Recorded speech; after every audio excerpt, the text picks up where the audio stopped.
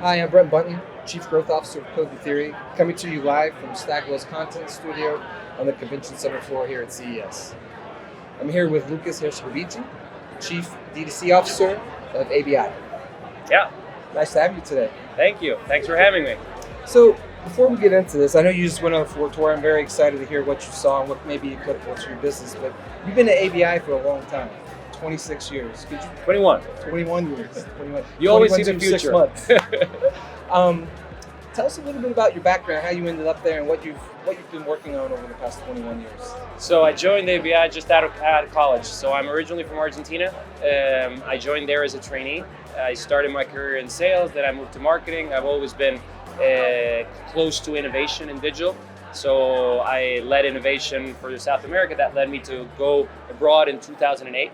And I've been living in the US since 2009. So I worked in the US business and I opened the beer garage in Palo Alto in 2011. And I led consumer connections for North America, leading digital insights, innovation globally. So I've had different roles along my career, but always had passion for digital and innovation. And now, excited, 6 months ago, I was appointed as Chief DTC Officer, and it's helping us lead our transformation on how we connect one-to-one with our consumers around the world. Oh, that's exciting. I mean, tell me a little bit more about the beer garage. So 2011, we opened an office over there. It was me and a colleague of mine. And the idea was to drive digital innovation globally. So we partnered with startups, we partnered with VCs to do experimentation, working with our brands around the world, and then doing things that we could scale. So it was a great experience. We learned a lot. That led me then to become a VP of digital marketing for North America. And I've been ever since. We still have the office over there in Palo Alto. Yeah. So it was a great time back then. Oh, I'm sure it was. Well, congrats on the new appointment. I mean, D2C is such a interesting space for the alcohol and spirits industry in general. What part of your company's growth strategy, how central is it to your company's growth strategy and transformation that you were alluding to? So we operate in hundreds of countries around the world. D2C, we have different propositions depending on where we operate. So in developing markets, we have what we call a brand called Z and a brand called Tada, right? Z is in Brazil.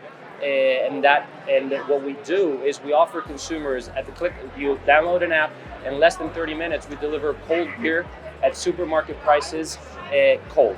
It is a phenomenal experience that grew exponentially during COVID, and we've expanded it to 14 markets in the past year. And then the other proposition we have is in Europe, which is called Perfect Draft, which is like an espresso for beer. So it's a machine that you buy at your house and you can order online via e-commerce, kegs that come to your door, and you have a draft experience at home. And is it a part of your D2C strategy as well? We sell all our products. So the point is, through our D2C platforms, we sell everything we have in our portfolio of brands, but we also offer other products that could be useful for consumers. So we sell snacks, we sell meat, we sell charcoal, we sell ice. So we offer the consumer everything they need for their beer occasion. But when you want something for a game, for example, if you want to watch sports, you might want some soft drinks with it, you want beer, you want charcoal, you want other things, and we want to provide the best solution for the consumer. So you just got done with a floor tour. Was there anything out there that you saw that was exciting for your business, for the DTC? I think there are many things that here are inspiration. I've been coming here since 2011. So back then when I was living in Palo Alto and with the beer garage, I used to come here every year. Last time I was here was 2019. And it's great to see the evolution, but the consistency of certain themes. Here, it's impressive to see how the transformation of the car industry, how that is impacting things. You also see the healthcare industry and the mixed reality. Those are three themes that I see very clearly that have evolved over time. I think within the mixed reality, the area of Web3 is a space that I think there has great opportunity for us to do more moving forward. As a company, we're already doing a lot of things in the space. The future of CRM is going to be enabled by Web3. So I think that was something that we learned more about, and I'm excited to do more in that space. But I think ultimately, going back to DTC and what we can do, we need to be cutting edge. Like, we need to be always ahead of the curve. And I think many of the things that I saw here can help surprise and delight our consumers. And that's what I need to do, because in the end, we need to entertain them, not only provide a service, but we need to go above and beyond and to be distinctive. And we, as specialists in the space, I think we can provide these things that wow and delight consumers like no one else. And over the past 2 years of the pandemic, or almost 3 years now, it's crazy to think about. Have there been behaviors and patterns, consumer behaviors and patterns that have changed? I mean, over that period of time, obviously things changed, but has anything remained and had an effect on how you guys go to market and how you're approaching D2C as a result of the past 3 years?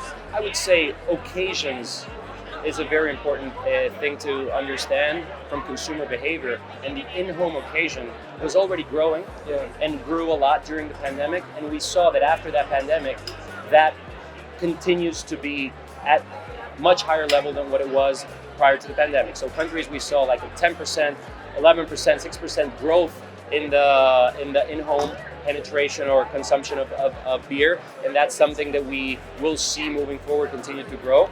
And there is where we need to lean in. So e-commerce grew exponentially, and we see that growing moving forward. So when you combine the in-home occasion plus e-commerce, and I would say the meal occasion is something where beer started to be consumed more during the meal occasion, and we need to lean in, and we can do more with that. And how do partnerships play into those new occasions? And I mean, given the different tech stacks that you have to support your D2C strategy, how do partnerships play a role?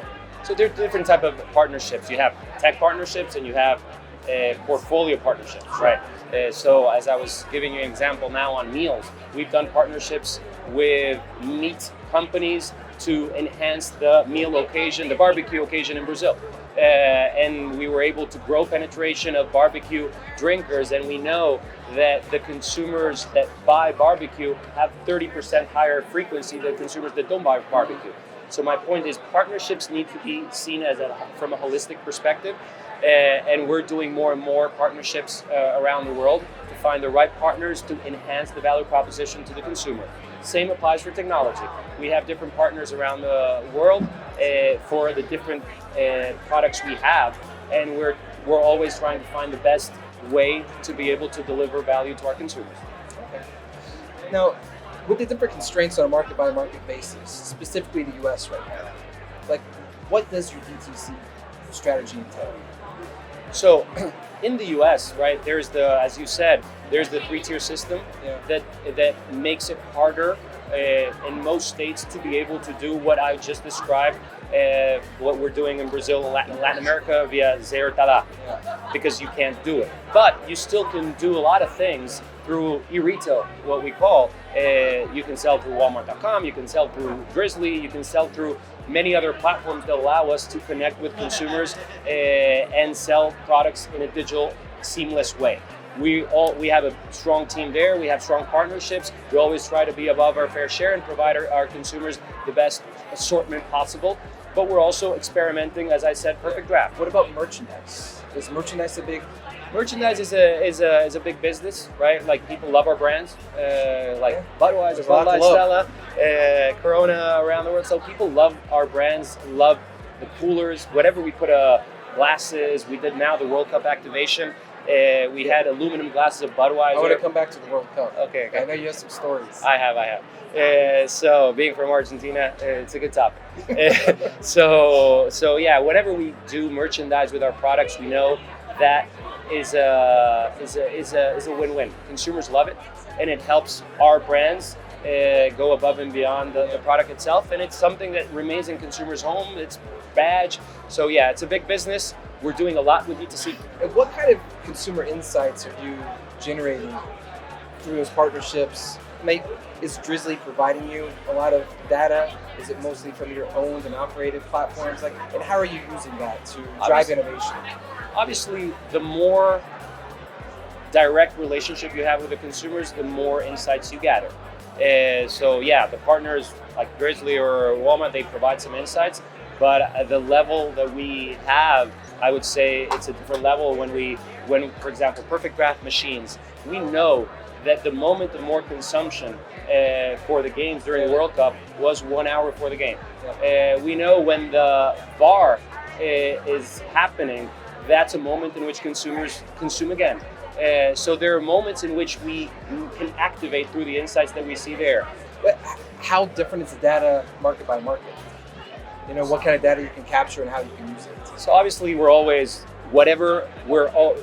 do what is legally compliant, like we need to do what can be done in each market, but we have behavioral data. So my point is, what consumers are purchasing every minute, what type of products go with what.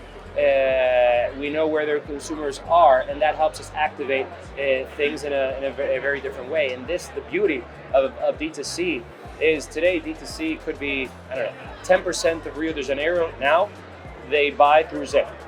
It's huge.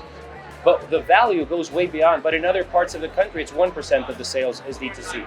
But the beauty is what you can do with that 1 or that 10% for the rest of the 99% of the organization. Those insights, that first-party data, that behavioral information gives us a lot of intelligent data that is then being used to help us grow the rest of the business. So that's what we're working hand in hand with the marketing team. We're doing a lot of pilots. We're learning a lot. And the goal is to grow frequency. So how can we grow our business in a healthy way? How to drive organic growth through the use of our data to help ignite our portfolio, our brands, and make our growth be more accelerated through the data we have. No, and D2C is going to play an extremely important role in that. It's transformational. Yeah. So my point, that's why we're so invested and excited about D2C, because it is transformational for our business. In the past, we were not able to do that, and now this is something sizable. We found value propositions that resonate with consumers, and we're now getting scale, and we're providing things to consumers that they love. Well, congrats again on the new role. Thank you. It's a pleasure to sit here and chat with you today. Last thing, is Messi going to be back in 4 years? Because he just got back from the World Cup. I hope so. As an Argentine, crazy football, soccer fan, had the opportunity of being there for the final, couldn't stop crying, emotional. It was emotional. It was emotional day, emotional until today. Every time you ask me about it, my smile and my emotions go back. I don't know. He's going to be 40 years old, but I think he can do it. Well, thank you for coming today. Hope you have a wonderful CES and enjoy the rest of your time. Thank you. Thanks for the time.